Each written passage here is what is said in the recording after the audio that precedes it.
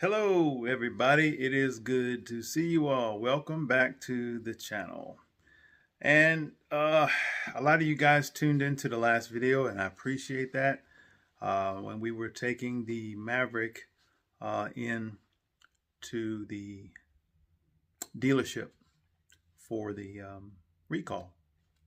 Well, if you guys noticed in the video previously, when I took the little probe tool that I had in my bed, the drain holes, which is basically right over top of the fuel tank, the ones on the outside edges, that probe tool will go through. As I got toward the middle, where that tank is located in relation to the bed, it hit a hard surface. So that by itself would cause me to believe that my tank has not been compromised, and that was my thought. So I took it into the dealership. Make a long story short, they did keep the vehicle, and they said, and here I'm going to tell you exactly what's based on the fact that you do not have an engine light on, that there are no smells of fuel. And I had forgotten when I filled up the tank last week that, yeah, you're going to take it to the dealership, don't fill up the tank. But it is probably a good thing that I did. I had the tank, it was over 3/4 of a tank of fuel in there, to let you know that there was plenty of fuel in there. So if there was going to be a smell, yeah, you should be smelling something. My take on the whole situation is this. That problem was detected, and it wasn't the dealership, and it wasn't done at the factory. Those holes were drilled out by the vendors who were contracted to put the spray and bed liner in. So how far along were they when they realized that this was happening? I don't know. For all intents and purposes, I don't believe that my tank was compromised or drilled into. I've had no engine lights, I've had no smell, and when I dropped that probe down in, if there was a clear space right under that hole, it would have went through. So I don't think that my tank was compromised, and that's what they told me. There's no engine light, there's no smell. We can pull it in and take the tank down if you wish, but knowing this, even if they found a hole, if they had found a hole, there are no tanks. I'm sorry for you. Basically, I feel sorry for you guys who may have had holes in your tank. Maybe some of you guys are waiting for your vehicles. I don't know if that, when they said there's no tanks, is that just what my dealer is saying? I don't know. All I know is they said if there was a hole found in your tank, we would have to remove the tank, inspect it, order the parts, wait for the parts to come in, supply you with a rental of sorts. In my area, there's basically no rentals anywhere, so I'm not sure how they would even do that. And then when the parts became available, which there was no time frame given, then we would get your tank replaced, put back together, and then you'd have your vehicle. How long is that going to take for you guys who have holes in your tank? I don't know. If they're having a part shortage as far as getting vehicles built for people who have already ordered them, there's no telling. I don't believe that it has a hole in the tank, and that's a good thing. I'm excited about that. I'm extra excited about that, so much so that yeah, that's why I'm making this video, because a lot of people chimed in. A lot of people want to know. It's something to be concerned about, because no one wants to be riding around one with a hole in the tank or fuel vapors getting out. No, it's not a safe situation. And if I thought that that was the case with mine, I would have, irregardless of how long it would have taken, I would have dropped it off and had them go ahead and do what they had to do. But I think we're in good shape. Big decisions. Decisions about the Maverick, yes. The Maverick is not going anywhere.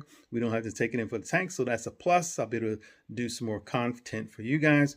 But I'm about to make a decision concerning the Mach 1.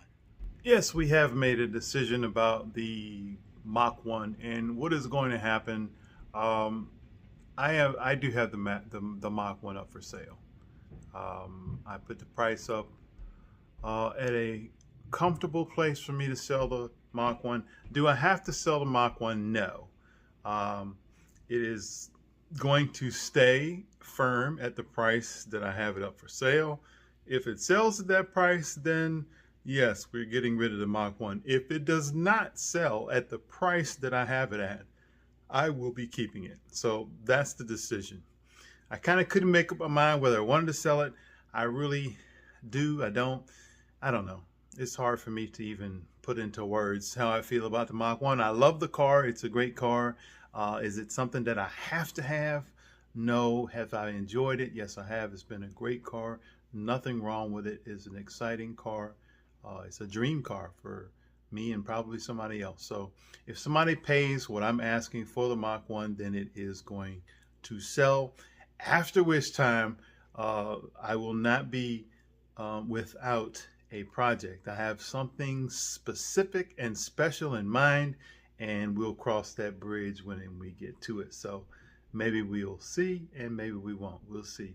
Maybe the Mach 1 will sell, and this is going to all happen probably within the next 2 weeks, and I will keep you guys informed. So that's the big decision that I had to make. I had to make that decision because it's been looming over me for a while, and I really wanted to move on from that. So that's where we are. Down here I have a whole wall. This is my wall of fame, whether it's a AC Cobra, my original 92LX, which this channel is named after, the Ford GT, the original Ford GT, and GT40. All of these cars on my wall, and a big Shelby banner. Yes, we're doing all of that to get this area finally cleared out from my children's stuff that they had down here. Now, I'm not blaming all this. Some of this stuff is from my mom's house, and she doesn't want to throw anything away. So some of that stuff ends up over here. So yeah, we're working on that. But today, we've got something else we got to do. And it's kind of funny, but yet not. So hang on, and I'll tell you about that now. A couple weeks ago, we had to remove a love seat. Well, here is what is left of the couch. Well, the love seat wasn't so bad. It was a hard press for me to get that thing moved out of there, but this sofa has got to go. And there's a rug on top of there. That's got to go too. I don't know where I'm going to put it. But yeah, the sofa's got to go. So how am I going to get this long sofa? Now that sofa's a good 10 feet long, probably. I do not really want to have that thing hanging out of the back of the Maverick. So what am I going to do? I'm so glad you asked. Okay, guys, we have got to figure out now what to do with this couch. This raggedy old, rotten, nasty couch. So, as I was pulling the pillows out, I got an idea.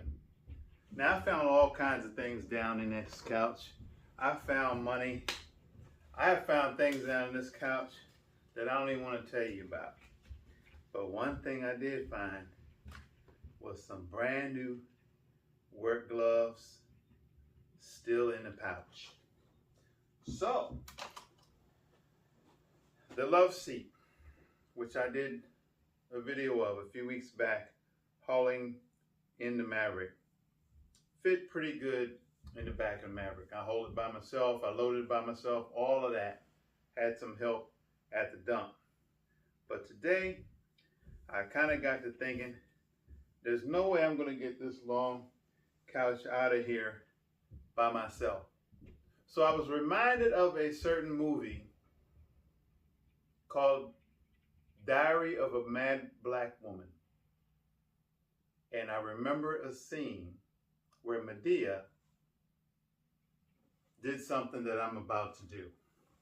So for all of you guys who are wondering what I'm going to do, say hello to my little friend.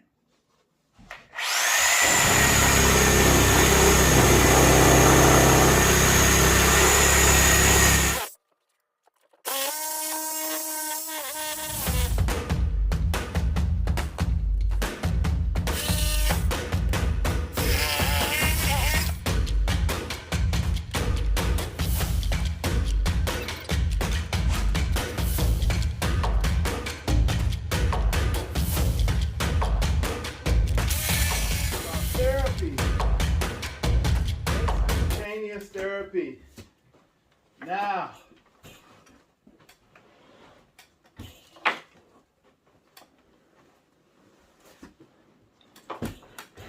it's going to be a lot easier to move now. So, what did we prove today? That with some cutting edge technology, we can fit some extra stuff in the Maverick. So guys, what have we proved today? That I'm crazy?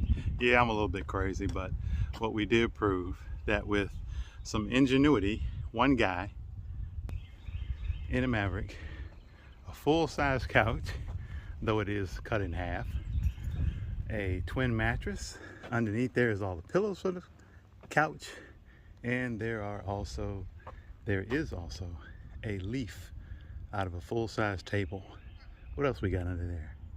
I think that's it. So where there's a will, there is a way. All right, guys, thank you for watching the video. Remember to like and subscribe, and I'll see you on the next one. God bless you.